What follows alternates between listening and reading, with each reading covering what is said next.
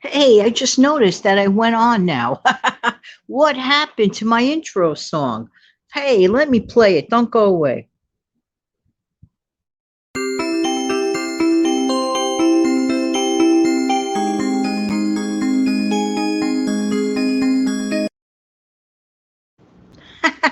Funny that today's show is about disappointments. That should have been on first. Oh well, wah, wah, wah. Good morning. This is Jan from New York City. My channel name is Jan from New York City Saves Money. I love, love, love helping people to keep their money with my 10-cent cup of coffee at hand. How's everybody doing today? Hope that this audio video, as always, finds everybody doing well. Listen, I have a question for you. Do you remember when you were very, very young? And you know how, like, when you're very, very young, you got your, the biggest thing on your mind back then maybe was what toy that you want next. You know what I mean? And somehow you asked your parents to get it for you, or somehow you charm your relatives to get it for you, and they promise to get it for you, and they promise to bring it to you. And then they come home from the end of the day, or they come over for a visit at the holiday time, the aunt or uncle or cousin or whatever, only to tell you, wah wah, no toy that you wanted. Instead, you get a fancy box of clothes. When you're a kid, somehow, somehow clothes just didn't cut the mustard back then. Ah. Anyway, as an adult, you don't mind. When you're a kid and you want that other thing, whatever that item was, that fun item, clothes next to the fun item. No, no. And young people, very young people, might handle disappointment like yelling, screaming, crying, stomping, whining to the point that other people cave in and they'll give them anything they want just to keep the peace. So we're going to talk to you today about handling disappointment. Now, it's one thing when somebody below of a certain age reacts like that. But here's my question.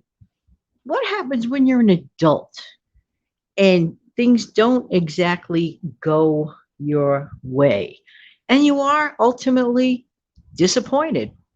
Let's say that you really, really, really worked very, very hard on a project and you really thought that really great success would come of it. I'll give an example. In my case, I could create a video that I would swear up and down might be the best message ever on planet Earth that I have ever executed. And I'll put it out there and I'm thinking, good, a lot of people are going to get this message and they're going to enjoy this message. And I put a lot of hard work, sweat, and tears into this project. And I expect that it's going to be great. Wah, wah. Not always.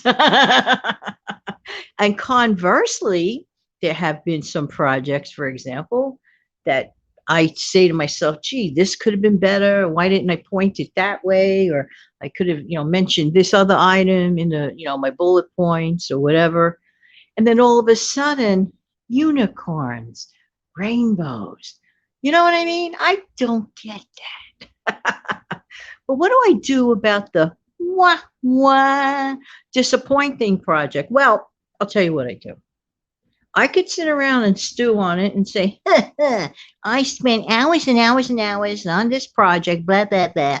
And it didn't come out right for some reason or another. I thought it did, but it didn't. Anyway, I could sit around and get sour and get upset about that. And I just might for about 20 seconds. Not like, let's dial it back to, let's say, young Jan that didn't get the toy of her dreams. That same person, that same human being, except many, many years younger, might have, whined, cried, stomped, complained. Can't do that at age 63 and a half. It's just not right. So instead, I'll take my 20 seconds, go, wow, gee, wow, can't believe it. This message was great. I'll give an example. This is something I'll never get. Never. And I had this chat with another YouTuber and they concur. Anytime I could talk about cash management all I want, and I get all the responses I want. I go ahead and talk about time management, which, in my personal opinion, is way more important sometimes than cash management. Because when you lose time, guess what? You never get it back. Which one gets the wah wah? Cash management? No, that gets the rainbows and the unicorns. Time management? Wah wah. And I've done it. It's like a potato. I've taken this subject. You know, like when you get one potato, you can make so many things from one potato. You can make a mashed potato out of it. You can make French fries out of it. You can make a potato salad out of it. You can make a soup out of it, right? This is still one potato, not to mention the many other things like potato croquettes, potato crust, potato rolls. It still originates from what? The potato. So I said, let me take this time management idea, treat it as a potato, put it into a different bucket, a different forum, a different discussion about it, and still, wah, wah, Janet just doesn't get it. So, so while I might mention time management once in a while, if it doesn't have audience appeal, I'm just not going to mention it. Now, if I talk about something, as far as I'm concerned, as insignificant as Janet getting a haircut, that got a ton of views. I mean, don't ask me why. Time management to me is way more important than Janet sitting around getting a haircut. But for whatever the reason, and I don't know the reason, that got the views. But what do I do? Like, handling the disappointment over that project or those other projects, like I cut up like a potato. I bet you never realize how many things a potato can actually do. And I didn't even hit the hash browns or anything else yet like that. So, am I going to handle disappointment and just walk around like, they didn't like that video, shake my head, ruin my whole day. And that's another thing. We need to be a little more patient. I must sprinkle that in. While we're trying to handle disappointment, and this is a fact, I've had some videos. I'm just alluding to videos because this is something you could all relate to because you watch videos, all right? And I create them and you watch videos, not just mine, you watch a million other videos. But the thing is this, we have to be more patient. There were some videos that started out very, very slowly, if not crawled, almost to a halt, crawled. And I gave up on it. I said, I'm not even going to look at the tally on that. I'm just going to let it go. And then let's say a month goes by, then all of a sudden, don't ask me how, magically, it wound up getting higher ranks because it wasn't the video. It was me, for example, being disappointed and slightly impatient. We all have to flex our patient muscles. How do you handle disappointment? Let me know in the comment section below. Are you still stuck in the when you're 6 years old and didn't get your toy mode, or has it calmed down a little bit since then? I certainly hope so. I'm going to assume so. But it's never, ever good to take disappointment badly. Take what you can from that disappointment as a lesson learned.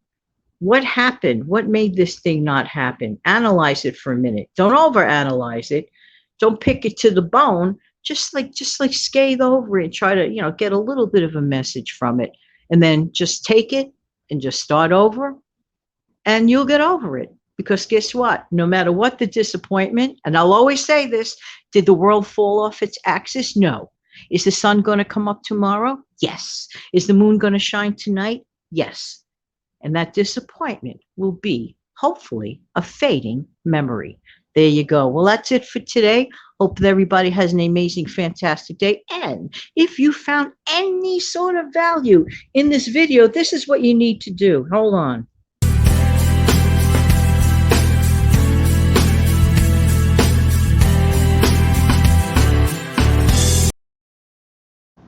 Have an amazing, fantastic day. Take good care, everybody. Bye-bye.